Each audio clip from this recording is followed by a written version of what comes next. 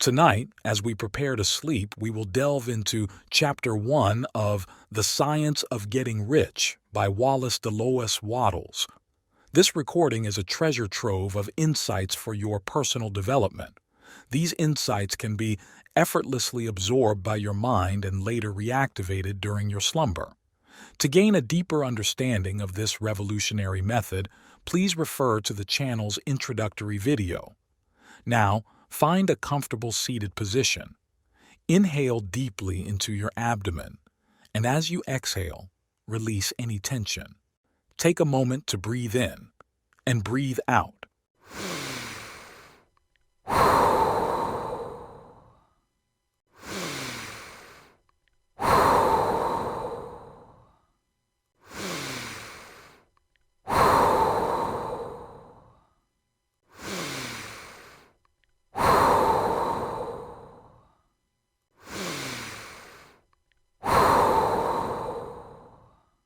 Now pay close attention and listen carefully with total concentration. The Science of Getting Rich. Chapter 1. The Right to be Rich. Whatever may be said in praise of poverty, the fact remains that it is not possible to live a really complete or successful life unless one is rich. No man can rise to his greatest possible height in talent or soul development unless he has plenty of money. For to unfold the soul and to develop talent, he must have many things to use, and he cannot have these things unless he has money to buy them with.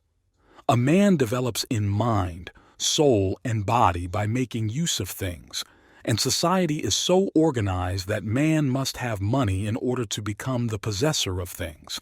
Therefore, the basis of all advancement for man must be the science of getting rich. The object of all life is development, and everything that lives has an inalienable right to all the development it is capable of attaining. Man's right to life means his right to have the free and unrestricted use of all the things which may be necessary to his fullest mental, spiritual, and physical unfoldment. Or, in other words, his right to be rich. In this book I shall not speak of riches in a figurative way. To be really rich does not mean to be satisfied or contented with a little. No man ought to be satisfied with a little if he is capable of using and enjoying more. The purpose of nature is the advancement and unfoldment of life, and every man should have all that can contribute to the power, elegance, beauty, and richness of life. To be content with less is sinful. The man who owns all he wants for the living of all the life he is capable of living is rich, and no man who has not plenty of money can have all he wants. Life has advanced so far and become so complex that even the most ordinary man or woman requires a great amount of wealth in order to live in a manner that even approaches completeness. Every person naturally wants to become all that they are capable of becoming. This desire to realize innate possibilities is inherent in human nature. We cannot help wanting to be all that we can be. Success in life is becoming what you want to be.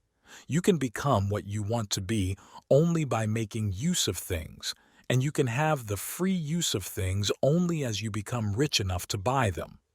To understand the science of getting rich is therefore the most essential of all knowledge. There is nothing wrong in wanting to get rich. The desire for riches is really the desire for a richer, fuller, and more abundant life, and that desire is praiseworthy. The man who does not desire to live more abundantly is abnormal, and so the man who does not desire to have enough money to buy all he wants is abnormal. There are three motives for which we live. We live for the body, we live for the mind, we live for the soul. No one of these is better or holier than the other. All are alike desirable, and no one of the three, body, mind, or soul, can live fully if either of the others is cut short of full life and expression. It is not right or noble to live only for the soul and deny mind or body, and it is wrong to live for the intellect and deny body or soul. We are all acquainted with the loathsome consequences of living for the body and denying both mind and soul, and we see that real life means the complete expression of all that man can give forth through body, mind, and soul. Whatever he can say, no man can be really happy or satisfied unless his body is living fully in every function, and unless the same is true of his mind and his soul. Wherever there is unexpressed possibility or function not performed, there is unsatisfied desire. Desire is possibility seeking expression or function seeking performance. Man cannot live fully in body without good food, comfortable clothing, and warm shelter, and without freedom from excessive toil. Rest and recreation are also necessary to his physical life.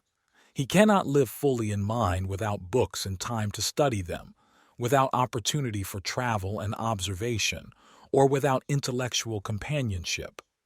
To live fully in mind, he must have intellectual recreations and must surround himself with all the objects of art and beauty he is capable of using and appreciating. To live fully in soul, man must have love, and love is denied expression by poverty. A man's highest happiness is found in the bestowal of benefits on those he loves. Love finds its most natural and spontaneous expression in giving. The man who has nothing to give cannot fill his place as a husband or father, as a citizen, or as a man. It is in the use of material things that a man finds full life for his body, develops his mind, and unfolds his soul. It is therefore of supreme importance to him that he should be rich. It is perfectly right that you should desire to be rich. If you are a normal man or woman, you cannot help doing so.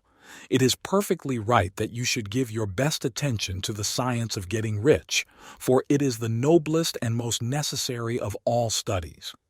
If you neglect this study, you are derelict in your duty to yourself, to God and humanity, for you can render to God and humanity no greater service than to make the most of yourself.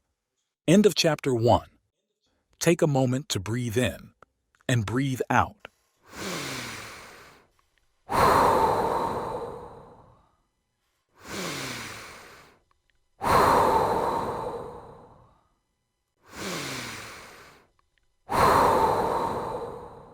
Stay focused and reflect on what you've just heard. In the comments section, share the main message or key takeaway you've gleaned from this recording. This simple task will aid in your reflection and internalization of the information. Remember, repetition is the key. By playing this recording every night before sleep, you're instructing your sleeping mind on what to consolidate. Once you've completed this, head to bed immediately and let your subconscious mind work its magic. Don't forget to subscribe to the channel and hit the notification bell to stay updated with our latest content. Good night.